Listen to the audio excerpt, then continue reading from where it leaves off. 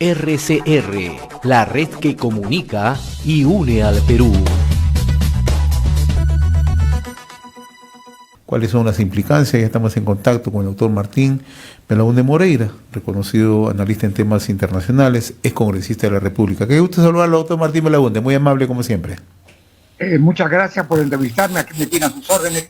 Bueno, yo creo que esto es una actitud terriblemente errada, para no darle un calificativo peor, del gobierno del presidente Castillo. Porque lo que se está produciendo en el Perú son actos internos de carácter constitucional que ni siquiera tienen carácter político, porque la denuncia constitucional de la fiscal de la Nación por los presuntos delitos cometidos por el presidente de la República en el ámbito de la corrupción, es un hecho interno del Perú, que ha sido presentado ante el Congreso y que el Congreso tiene que seguir un trámite conforme al artículo pertinente, que me parece que es el artículo 89 del reglamento del Congreso, para ver en primer lugar si admite la denuncia. Y si se admite la denuncia, hay que hacer una distinción, y eso lo he dicho antes, entre el presidente de la República, que tiene una protección, que es la del artículo 117 de la Constitución, y de aquellos denunciados, exministros o congresistas, que no tienen esa protección. Bien, esto es un acto jurídico interno de carácter constitucional y que debe tramitarse conforme a un determinado procesamiento, a un determinado procedimiento. Esto es algo que no constituye una amenaza para la democracia, ni mucho menos para el régimen constitucional del Perú, pero evidentemente sí constituye un hecho muy grave en lo que se refiere al presidente de la República por la seriedad y por el alcance de las imputaciones de corrupción que se le están haciendo. En este caso no hay violencia, en este caso no hay ninguna actitud que pudiera ser calificada de golpe de Estado. El golpe de Estado es algo que tiene carácter de fuerza, de carácter antidemocrático, por mucho que a veces se diga que es un golpe de Estado democrático. Tiene, como tenemos el 5 de abril, el 5 de abril fue un acto de fuerza en que se enviaron tanques al Palacio de Gobierno. El 3 de octubre de 1968 fue un acto de fuerza que se enviaron tanques al Palacio de Gobierno, y en el caso del 5 de abril, tanques al Palacio del Congreso. En el caso del 3 de octubre de 1968, los tanques fueron enviados a la Plaza de Armas y ingresó un ingreso militar que sacó por la fuerza de la residencia del Palacio de Gobierno al expresidente Fernando Belaúnde Terry. Nada de eso está ocurriendo hoy día en el Perú. Lo que estamos viendo es un proceso constitucional que se regula por el reglamento, por el artículo 89 del reglamento del Congreso, en el cual aún ni siquiera se ha admitido esa denuncia. Y sabemos nosotros que respecto a esa denuncia hay que distinguir entre el presidente de la República, que tiene una protección en el artículo 117, en el sentido de que solo puede ser acusado por los delitos específicos mencionados en esa norma constitucional, que no incluye delitos de corrupción, y los otros acusados, exministros, congresistas, que definitivamente no gozan de esa protección.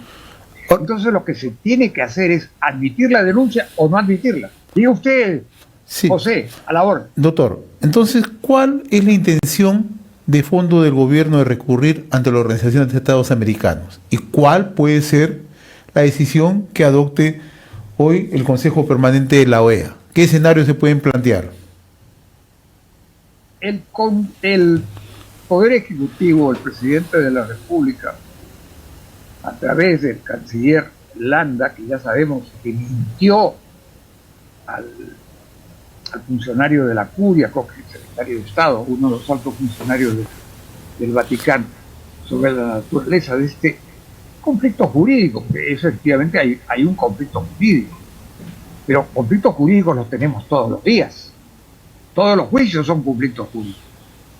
Entonces, aquí se quiere invocar los artículos 17 y 18 de la Carta Democrática Interamericana como si hubiera un pedido real de una acción violenta que haga caer, que determine la caída del gobierno constituido hasta este momento, formalmente constituido de acuerdo a la Constitución.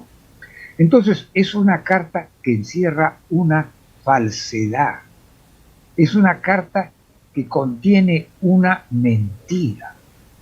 Y entonces existe, lógicamente, una situación seria para los funcionarios incluidos en la acusación. Y existe también una situación seria en cuanto a la imagen del presidente de la República. Yo sostengo la opinión, y la he dicho hoy día en un artículo en la página editorial de Expreso, sobre esta denuncia constitucional. Recalco la palabra constitucional, y que tiene que seguir todo un trámite. Los exministros y los parlamentarios comprendidos en esa acusación no gozan de ningún privilegio especial. Pero la subcomisión debe admitir la denuncia. Si la admite, debe entonces efectuar la correspondiente investigación. Y si llega a una conclusión sobre la comisión, sobre estos delitos, sobre la realidad de los delitos, esa conclusión debe ser votada, obviamente, primero dentro de la subcomisión de acusaciones constitucionales y luego dentro de la propia comisión permanente, para que la comisión permanente la someta al pleno. Y recién el pleno, en el caso de las personas distintas, Pedro Castillo, recién en ese momento se formulará una acusación por los cargos y por los presuntos delitos que el Congreso haya determinado. Y esa acusación debe ser formulada necesariamente por la fiscal de la Nación. Con respecto al señor Pedro Castillo, él está protegido por el artículo 117.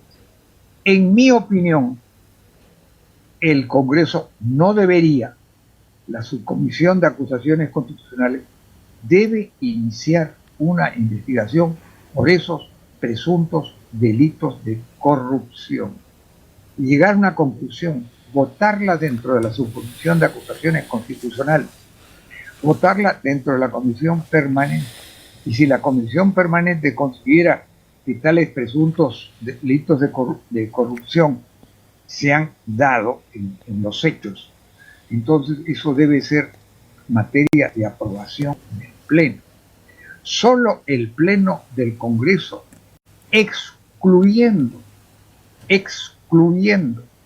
a los miembros de toda la comisión permanente y excluyendo también a los congresistas que son objeto de la acusación, puede decidir si acusa o no acusa, con las mayorías que señala el reglamento del Congreso.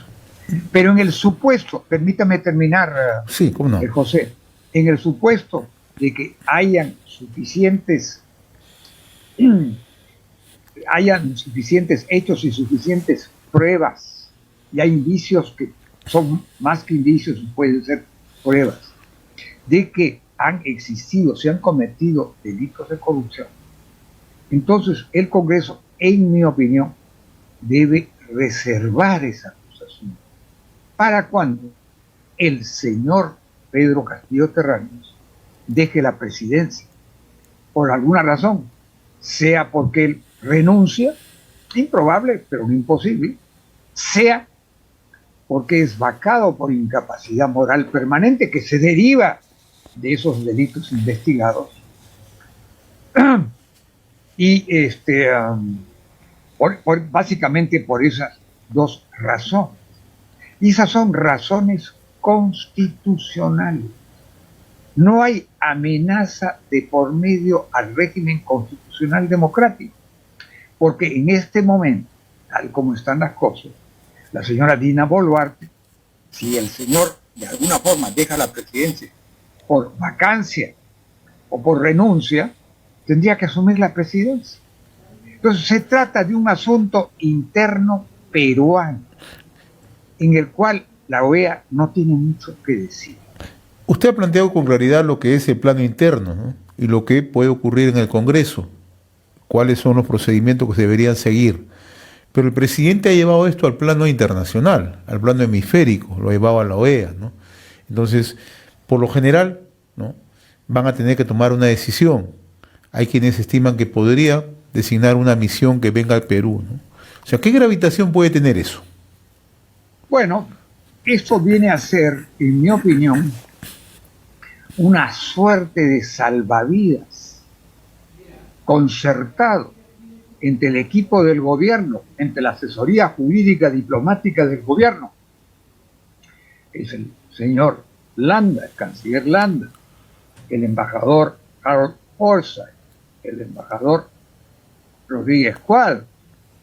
No sé si el embajador en Estados Unidos, Osvaldo de Rivero, o el señor o el embajador Oscar Maurto, no sé si serán parte de ese equipo de sabios que están aconsejando mal al presidente Castillo por el tiempo que sea presidente. Entonces, ¿qué podría haber? Vendría una misión de la OEA. La misión de la OEA se entrevista con la fiscal de la Nación. ¿Qué le puede decir la misión de la OEA? Señora fiscal, retire su denuncia. Sería eso proceder. Que un organismo internacional le diga al funcionario competente del Estado peruano que retire su denuncia. Eso es una intromisión. Eso sería una grave falta de la OEA y una intromisión en los asuntos internos del Perú. Y en este caso, en los asuntos internos jurídicos del Perú. Eso no va a conducir a nada. Entonces, esa misión, lo único que puede hacer, ¿qué cosa puede hacer? Exhortar que se retire la denuncia, exhortar que se vote en contra. Eso ya es injerencia. Eso es injerencia. Evidentemente que sí. Porque no se ha producido un hecho violento que amenace la existencia del régimen constitucional. El presidente de la República personifica a la nación, pero puede dejar de ser presidente por medios constitucionales, sea por voluntad propia, por vacancia, o puede ser suspendido en el caso que prospere alguna de las denuncias constitucionales contra él. Entonces, si bien su persona debe ser respetada, eso no quiere decir que goce no solo de inmunidad, que tiene una inmunidad relativa, sino goce de impunidad. Entonces, la OEA, sobre pretexto de una amenaza falsa, lo único que podría hacer, en mi opinión, es una exhortación a las partes, a las fuerzas políticas en el Perú, que de alguna forma ejerzan sus diferencias, porque las diferencias existen y la OEA no las puede prohibir. La OEA no le puede decir a la oposición democrática en el Congreso, no sean oposición. La OEA no le puede decir a la fiscal de la Nación, no denuncie usted. Eso va más allá del ámbito de la OEA. La Carta Jurídica Interamericana es, digamos, una suerte de defensa contra las acciones violentas que atenten contra el régimen constitucional en el Perú. No es el caso del Perú. No es el caso del Perú en estos momentos. No lo es. El señor presidente personifica a la nación, ya sabemos todas las cualidades, pero su figura no goza de impunidad. De manera que cabe perfectamente la posibilidad que deje de ser presidente por medios constitucionales. Lo que se debe excluir es la fuerza. Y cuando se habla de un golpe de Estado, es fuerza y violencia, y quizás fuerza por un sector de la población respecto de otro sector. Ahora, doctor Martín Beltrán, o sea, llega esta solicitud ante la OEA, pero también llega en medio de un mensaje del presidente Pedro Castillo. Ayer el presidente ha responsabilizado a la prensa, ha responsabilizado al Congreso, ha responsabilizado al Ministerio Público, ha hablado de persecución política, ¿no? ¿Cómo puede ser tomado esto por esta tarde en la OEA, ¿no? La prensa, desde su punto de vista, ¿qué responsabilidad tiene esto? Su responsabilidad en todos los países. La prensa tiene que relatar los hechos. Así es. Conforme estos hechos suceden y conforme a lo que la prensa considera que es la verdad. Usted, José, está ejerciendo la libertad de prensa, me está entrevistando a mí. Yo no soy partidario del presidente Castillo. Yo creo que el presidente Castillo está incurso en presuntos actos de corrupción. Creo que no se le puede acusar mientras sea presidente. Pero sí creo que el presidente Castillo haría un gran servicio a la nación si renuncia. Y creo que sería extraordinario que el Congreso vote, en el caso de que no renuncie, vote la vacancia de la presidencia de la República por su incapacidad moral permanente. Y esta es una decisión constitucional.